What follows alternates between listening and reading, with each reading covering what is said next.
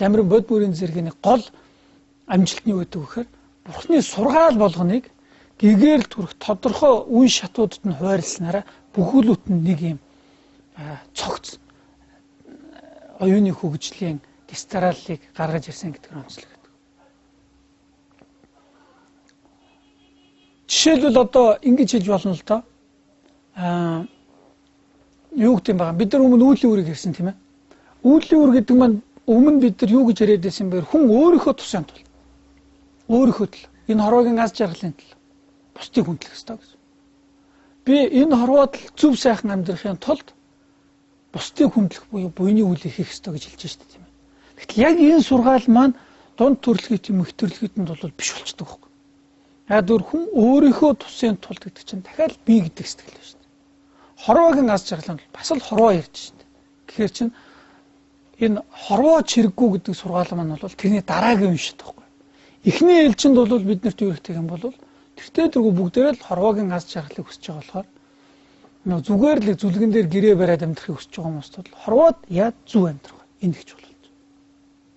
Тэгэхээр ерөөсөө Богдлам юу гэж дүгүүлсэн бэ гэхээр энэ зөрчилтөө юм шиг олон сургаалууд маань одоо энэ шашнуудын хэлбэрүүд байгаа ч юм биш. Бурхан багш өөрөө сургаалт өгч байна. Тэгээд энэ хоорондоо зөрчилтөйгмээр сургаалуудыг Бурхан багш ингэж явцын дунд өөрөө төгөлдөржөөл тийм ээ өөрчлөөд яваад байсан хөтөл биш байна.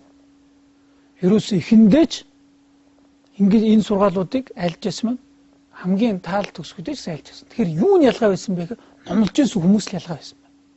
Өөрөөр хэлбэл хинт ямар төвшин байгаа юу хэрэгтэй байгаад нь таарсан сургаалуудыг л номлоод байсан юм байна. Таарсан сургаалууд номлоод. Өөрөөр хэлбэл Бурханы тэр олон сургаалуудыг юу гэж эцсийн дүндээ шарын ишнүүд үзт юм бэ гэхээр яагаад энэ олон зам байна гэх юм бол хүмүүс олон янзаа л гэдэг. Хүмүүс олон янз болохоор тус бүгдээ таарсан аль дөт тийм замнал. Хүмүүс нь олон төвшин байгаа болохоор тэр төвшөндөө таарсан сургаалууд байд юм байна. Бурхан багш үндсэндээ шавнырыг 3 ангилсан юм байна гэж. Шавнырыг 3 ангилаад тэр 3 төвшөнд нь 3 өөр номлолсон юм байна гэж л үзсэн юм л да. За 3 төрөл хэдэн гэдэг нь тэр 3 төрөл хэдэн гэдэг маань Бурхан багш номоо номлосон шавнырыг ангилах юм байна л да. Тэгэхээр юугаар нь ангилах вэ гэхээр ерөөсөө хүний амьдралын зорилго бол амар одоо юу гэх юм аз жаргал, сэтгэл ханамж, цэнгэл лагмалд оюуны байна уу, биений байна уу тэр бүгд л бидний амьдралын зорилго. Гэхдээ үүнийг хүмүүс хэрхэн тодорхойлж байна гэж. Юуг аз жаргал гэж юм гэж үзэж байгаагаар нь шавнырыг 3 ангилсан гэдэг. Донд нэржан гоно гэж л. Чухалчилж байгаа зүйлийнх нь үтнээс. Хүс тэмүүлж байгаа зүйлийнх нь үтнээс жив чум уу, жив бэрэн живж баг төрлөхэд нь дунд төрлөхэд их төрлөхэд. За баг төрлөхэд ингэж ямар хүмүүсийг хэлэх вэ гэхээр за товчтой бол нийт хүмүүстэй баг 99.99 хүмүүс.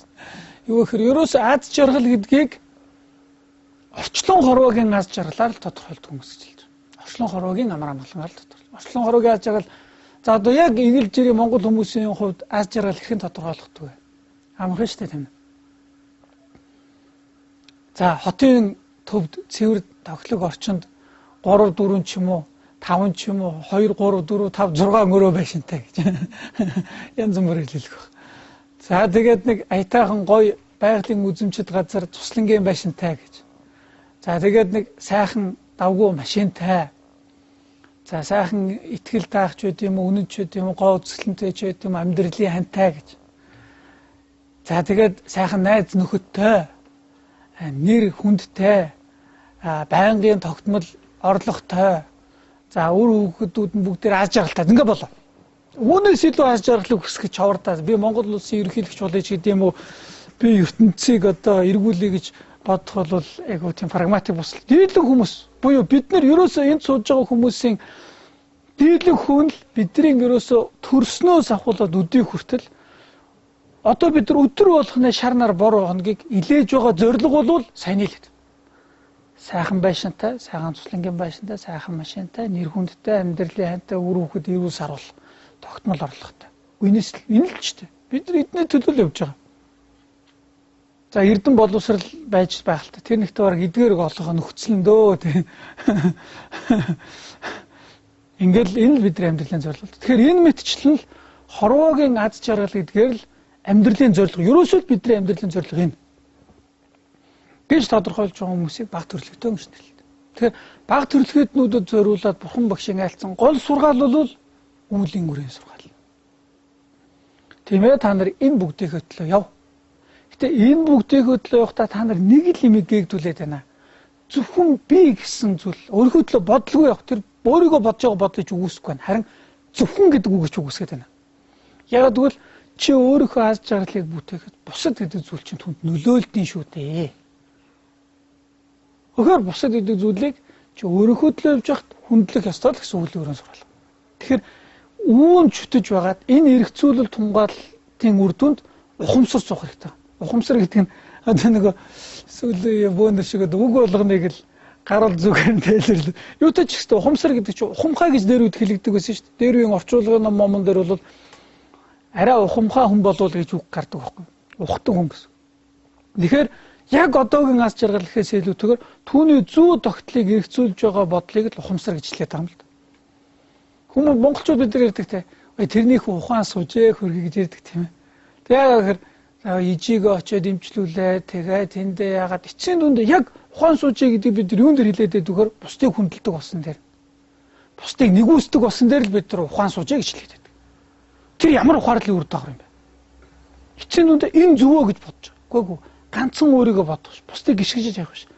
Бусдыг яснаасаа бусдыг хүндлэх юм зөв юм байна гэдгийг л ухаарахыг л ухаан сунаа л гэж хэлдэг. Тэгэхээр ерөөсөө баг төрөлхөйтөн гэдэг орчлон хорвоогийн аз жаргалыг хүсэж байгаа хүмүүст нь тэр орчлон хорвоогийн аз жаргал гэдгийг олж авах зөв арга зам болох бусдыг хүндлэхгүй буюу ёс зүй үүлийн өрөөнд сургаал гэдгийг л бурхан багш ялцсан юм.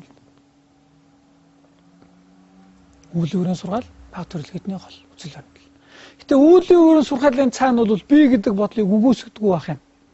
Бие бодол гэж хэлж байгаа.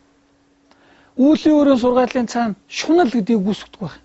Шунал бол улаасаа л амьдралын шунал байж байгаа. Гэхдээ хэрээс хитэрсэн шунал бусдыг одоо яа гэм дээрэмд нь тонох тэр шуналч байт юм уу те.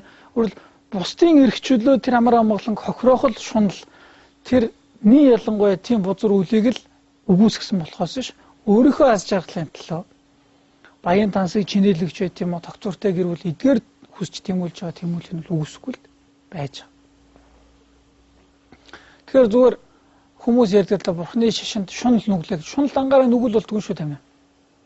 Энэ бол одоо биш таанч шунал дангаараа нүгэл ерөөс биш. Ерөөсөө ийм зүйл гэдэг нь нисванас хийгээд хилэнцдүүл гэж хоёр зүйл гэдэг. Хилэнцдүүл гэдэг бол яг бид нар бусдыг хохироож байгаа тэр үлийг хэлж байгаа. Хилэнцдүүл бол нүгэл мөн яг бид нар зовлоо авчирна. Гэтэ хилэнцдүүл юунаас ургаж гардаг вэ гэхээр нисванасын бодлоос ургаж чиждэг. Гэтэ нисванасын бодол дангаараа хилэнцдүүл биш. Түүний шалтгаан нөхцөл болж байгаа болохоос биш.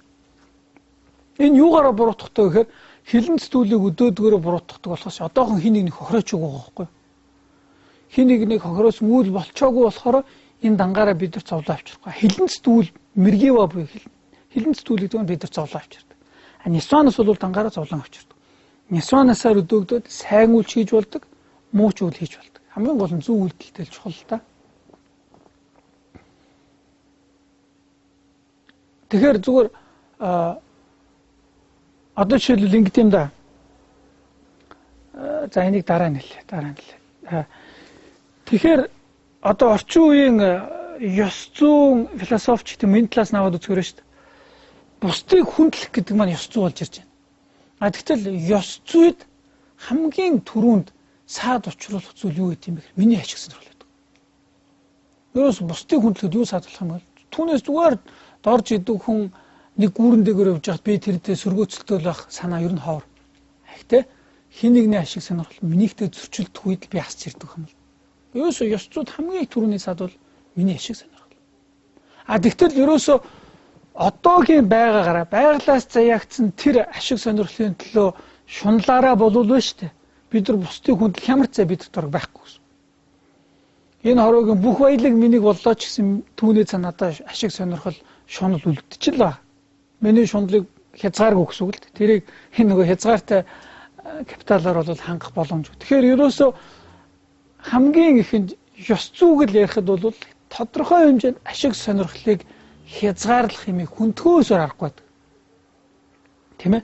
Миний эрхийг гэсэн үг шүү дээ. Миний эрх юу хийж болохыг тодорхой хэмжээнд хязгаарлахгүй бол юу дуртайгаа хийх юм бол дэлхий дээр байгаа 7 тэрбум хүн багтахгүй гэсэн. Ерөөс багтахгүй.